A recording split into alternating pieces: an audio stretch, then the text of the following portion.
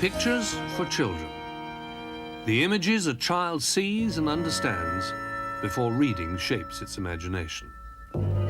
Surprisingly, the idea of illustrating a child's book with pictures did not develop until the mid-18th century. And from that moment on, adults have been creating images to attract and captivate the child's eye. I think anything that is seen by the eye is more emphatic for the child. It's also the first thing it takes in. Before it can read, it will see. And it does definitely impress itself on children more to start with. And good illustration is an extra dimension for the actual writing of the text. It can expand, it can open other corridors for children to look down.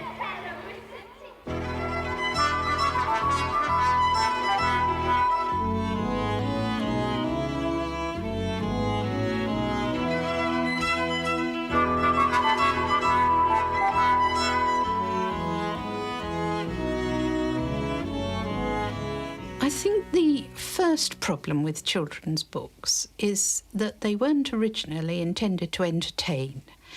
It's something we take for granted so much these days that it's hard to think back to any other way of reading. But with the Protestant Reformation in the middle of the 16th century, children's reading was based on the Bible. Because the idea of the Reformation was, in this country, that everyone should have the right to read the Bible for themselves. Now, in order to read the Bible, you had to learn to read. And once you'd done that, there was this God-given gift which would lead you to salvation. In the early days, there were tracts about looking at corpses and preparing for death. And that sounds morbid, but in fact, with the high rate of child mortality 2 centuries ago, well, it's quite reasonable to prepare them. There wasn't time to be a child. You had about 2 minutes, and then you were dressed like an adult, and you were busily being an adult to sort of get past childhood as quickly as possible because it was such a vulnerable time, and more likely than not, you wouldn't make it. So, from the Middle Ages onwards, children were made to contemplate death in their reading. Towards the end of the 16th century, they were also given an illustrated object to help with the alphabet, and it was called a hornbook. It was a really very basic piece of wood, usually, on which was pasted a piece of paper with, say, the alphabet and the Lord's Prayer, not much more than that, very small, sort of 4 inches, 5 inches, and to protect it from being torn in childish play, it was covered with a piece of horn. And that gave it its name, hornbook. It was simply a piece of wood that could be put at the child's waist and could be used in play, you know, with sort of like a ping-pong bat, really, if they felt. It's very much like those sort of wooden guides that you can pick up in country churches that you hold in your hand and take round with you. It's very like that, only much smaller. At the end of the 18th century, the hornbook was replaced by a simpler object. Although it couldn't be used as a bat, it was called a battledore. I never quite understand why it got its name at all, but it again was a very cheap production, usually in this case engraved, and it simply had alphabet and possibly a few verses or something, and because it was engraved and not printed sheet of paper like the hornbook had on it, it could sometimes have rather crude pictures, perhaps with the letter A under an apple or something like that. For the child, it was a sort of beginner's book, if you like, except that it wasn't really a book. If children or adults wanted a simple story with pictures, they could buy for a penny or a halfpenny a chapbook. It's a very loose term, probably means cheap books that were peddled by chap men. They're usually paper-covered, about 16 pages, not more, that could be taken round by a peddler on his back. Some of them obviously were sold in bookshops, but we would just loosely call them chapbooks because they are cheap, cheapish anyway. But who read chapbooks? I think everybody who liked simple stories. Not just children, but the unsophisticated. The early ones are very crude, wood blocks, very crude indeed, but some of the people who liked them felt they had mystery. Funny, gloomy little woodcuts you could peer at and read whatever you wanted into them. Pepys had a collection of chapbooks, and it's quite common to see little leather-bound collections in a gentleman's library. So at the highest and most educated levels, and also at the simplest and lowest levels, that level, the labourer's level, they maybe could only ever afford one or two, and very, very occasionally. And I suspect that, like comics and cheap paperbacks, they were passed from household to household, maybe in the public houses of the lower sort, the beer shops and whatever, things like that. They were quite common amongst all levels of society and looked at and viewed in different sorts of ways. They were interchangeable for a start. You could see the same woodcut turning up time and time again sometimes.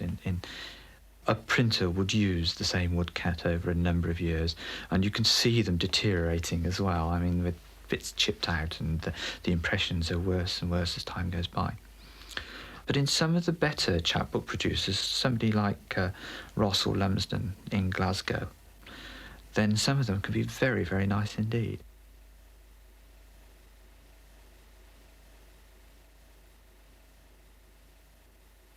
But were the illustrations important to children? In just the pedantic sense, not the aesthetic sense, children that are learning language and are maybe frightened at not learning language are using pictures as stepping stones to language, or mixing pictures and language where they kind of cling together in a way, which I think gives the picture book a strong purpose aside from artistic merit. And that's where pictures make sense. They're used, critically used by the child to get to the next word or associate the word to the picture or whatever. Artistically, it's the most beautiful of all forms, happily, so that you or the artist can exercise his imagination. The more imagination exercised, the more the child will get out of it. The more echoey in the sense where you're just duplicating the word with a picture, is boring. Children are quick and sharp, even when they're learning, so they need that extra push. So the picture should be doing something else. So if it's like a ladder they're climbing to, and the word goes there, and the picture goes there, and the word goes there, and the picture goes there. The very first picture book planned for children was published in Latin in 1657 and written by the Czech teacher John Comenius. Its title, The Orbis Pictus, a book packed with woodcuts of every observable thing on Earth. A 17th century panorama of the everyday.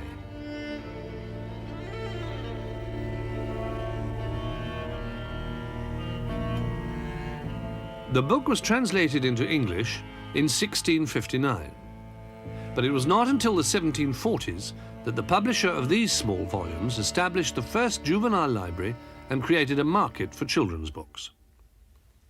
His name was John Newbery, and alongside his successful business as a dealer in powders and potions, he began to establish, at his shop in St. Paul's Churchyard, London, a children's book trade. Small volumes like these for every miss and master. The Opie collection at the Bodleian Library contains the best surviving examples of Newbery's books, including this rare copy of the History of Little Goody Two-Shoes, one of the first books with pictures specifically designed to go with the words.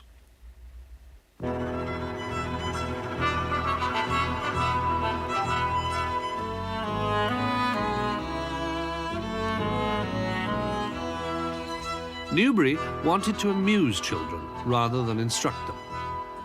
I want to excite their attention with images and pictures, to warm their affections with such little histories as are capable of giving them delight, and to impress on their tender minds proper sentiments of religion, justice, humour, and virtue.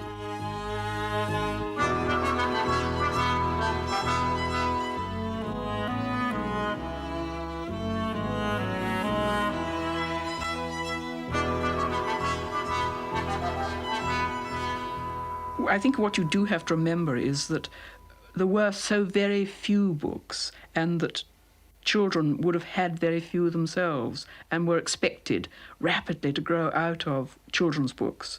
and to move on to something much more solid and serious. I think Hannah More, in one of her stories, describes a little girl on her 7th birthday, sort of dancing up to someone grown up who's come to her party, saying that I'm 7 years old and I'm now discarding all my children's books. And I'm moving on to something more solid. But by the beginning of the 19th century, most children of wealthy parents would own a book from John Newbery's shop. And Newbery's enterprise led to the first great flowering of children's illustration in these books, printed and published by John Harris. When Harris came on the scene at the beginning of the last century, he produced picture books where the pictures were just as important as the text, or where really the text was minimal. He became manager to Elizabeth Newbery, who was the widow of one of John Newbery's successors, Francis. And when she died, he took over the whole business in 1801, and he had a son, John, who carried on the business. So, in effect, it went on for 30 years or so. They're hand-coloured, a lot of them. They were the same copper engraving, but it would be a coloured version, which was hand-coloured by teams of children. I think each child will probably have a palette of colour and paint in pink or blue or green. They vary enormously. I mean, obviously each, with a human touch, inevitably would vary. It's much more pleasing than when the Victorians developed the colour printing technique and just got carried away by the possibilities. Then the sort of extravagance, needless extravagance, is sometimes very tiresome, very fussy, but you couldn't do that when they're hand-coloured, and so the effect is much more delicate.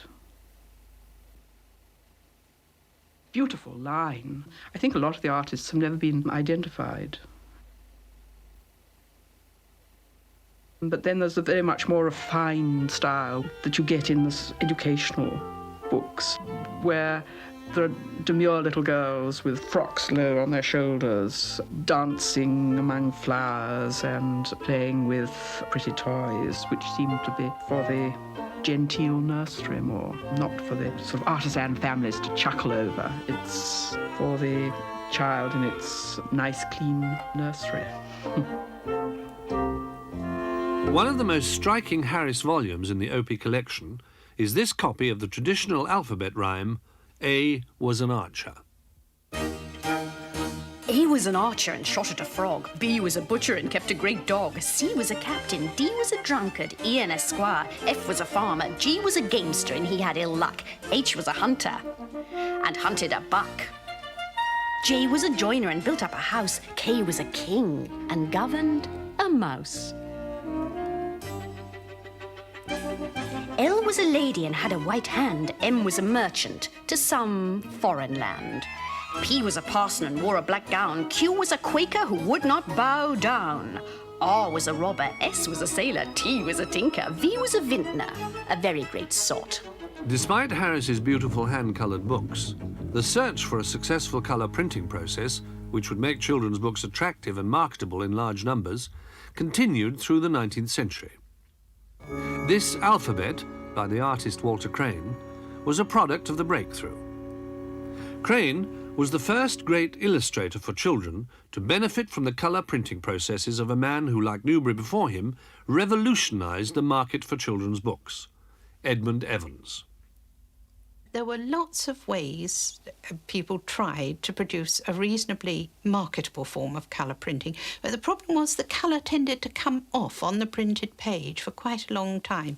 And most of the colour printing that we know, the colour illustrations, say from the 1860s onward, derive originally from George Baxter's method of printing, in which he uses a colour metal key plate to print a colour, and then in the 1860s and 1870s, they are using colour wood blocks to print onto the metal key plate.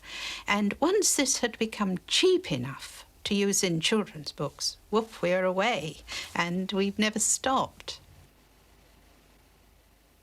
Edmund Evans was using almost entirely printing on wood. He could himself do the work, but his main importance was that he had an eye for good artists, and he was fortunate that there were artists available in the 1860s and 70s who could do just what he wanted, and he could print their work to the very best of his ability.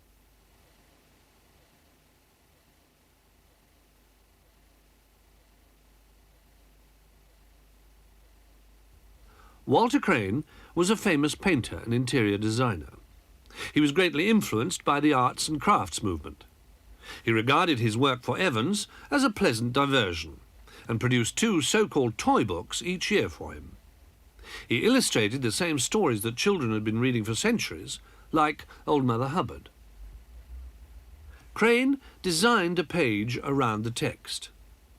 He was paid a modest fee and took no royalties. The books were expensive to produce, and Evans had to sell up to 50,000 copies of each to make them pay. The work is so beautiful, it's so charming. And I have collected Walter Crane fairy books, which are exquisite pieces of design. He's a great artist, great colorist, great composer. The beauty of the work and having provoked the industry to accept work on such a high level of craftsmanship. He's a major artist and a major figure. He doesn't echo text. He does great theme and variations and superb elaborations. I mean, and he makes me a little uneasy because he's so bejeweled and he's so ornate. But he's so good and always stays within the bounds of extreme good taste. He never strays beyond it. And he's the only proponent of ornamental illustration, who I really genuinely love.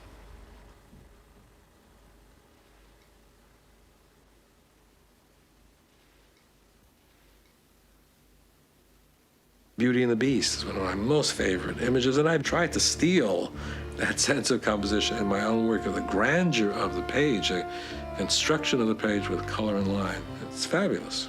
Powerful composition. It's also a very erotic story. That's the great beauty of it.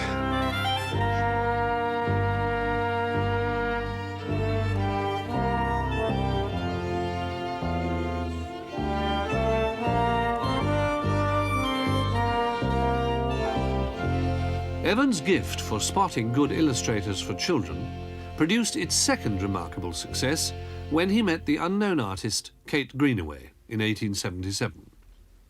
She was a daughter of a friend, the engraver John Greenaway. John Greenaway brought his daughter to show me the drawings she had made for a book. Miscellaneous odd drawings with nonsense verses written to them. I bought them at once, for I thought they would make a telling child's book. We settled the title Under the Window. Kate Greenaway's first book for children was a huge success. Under the Window sold over 100,000 copies, a staggering number even by today's standards. I don't think she was a very good artist. I mean, she couldn't draw hands, and her bodies are missing from the clothes. She made the clothes herself and she put them on lay figures, and they look as though they have no real life in them. And she places her children in impossibly clean and tidy landscapes, and it's always sun and tea on the lawn. It is a sophisticated art. It's very much of its period. It's very much the Greenery, Gallery, Grosvenor Gallery type of aesthetic period. And she has this attraction for people because she hits just that very period when it is a particular style which is recognisable. And I think her appeal is more to the adult. She wrote her own poems for the most part, though she did actually illustrate Mother Goose as well, and the Jane and Anne Taylor poems. But she never changes. Once she'd found her style, the Kate Greenaway style as we know it, it stays the same in all her books. Kate Greenaway's books became classics and remain so today. After her initial success, her books were widely imitated at home and abroad.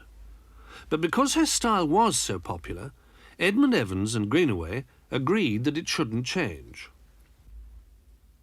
The high spot of her work came in 1888, when she illustrated Browning's Pied Piper of Hamelin. Her friend and mentor, John Ruskin, said that it was the grandest thing she had ever done.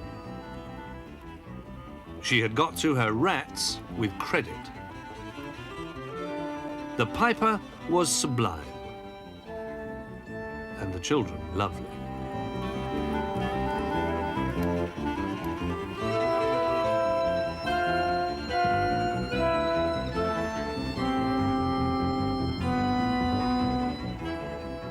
In 1877, the year Edmund Evans met Kate Greenaway, he also discovered the last of his great trio of children's illustrators, Randolph Caldecott, a young Englishman who had already established himself as a talented artist. Caldecott and Crane are so often coupled together because they were working at the same time.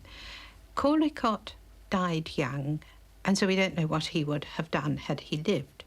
But he was essentially a book artist. And whereas Walter Crane tends to cover his pages all over with decoration, Caldecott was not afraid of blank space.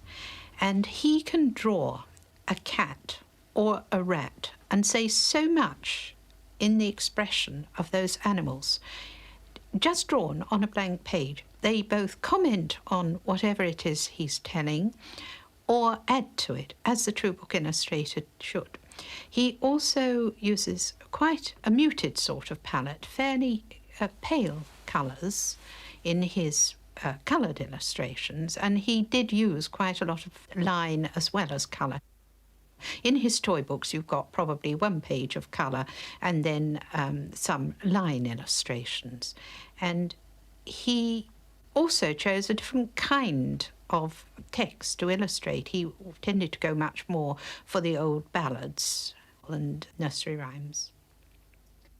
Caldecott's line drawing made use of the back of coloured illustrations, which were normally left blank, because printers were afraid that colour would print through. He spent much time on these pictures and used them to expand the simple tales he chose to illustrate. Caldecott's cow really could jump over the moon. He's a genius. I mean, he accomplishes everything. He is a terrific draftsman beyond Crane and Greenaway. Those are real people packed into those clothes. It's real life. There is no emasculation at all. It's an intensity of vision, it's great imagination, it is syncopated, it is rhythmic. It is the beginning of the picture book as a great work of art.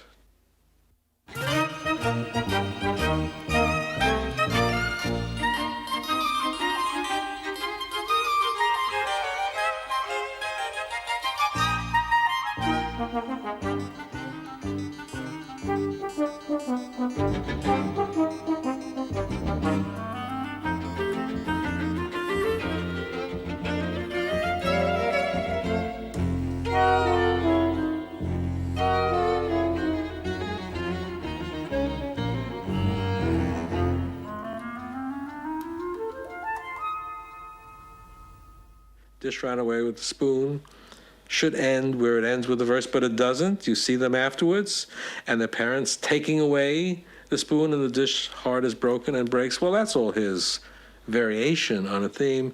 The fact that he had the audacity to end it so sadly. Or Baby Bunting, where the mother is walking the baby and the baby's all dressed up and rigged in the rabbit suit, and there are 3 or 4 rabbits on a hillside, and the baby's looking at them like, oh my God, this thing I'm wearing, does it come from them? That's a real life look that baby's giving those rabbits, and he never gets heavy-handed, and he never makes fun. It's that perfect balance between something that is intrinsically sad about the business of living and comical, all at the same time, it's all in that baby's expression.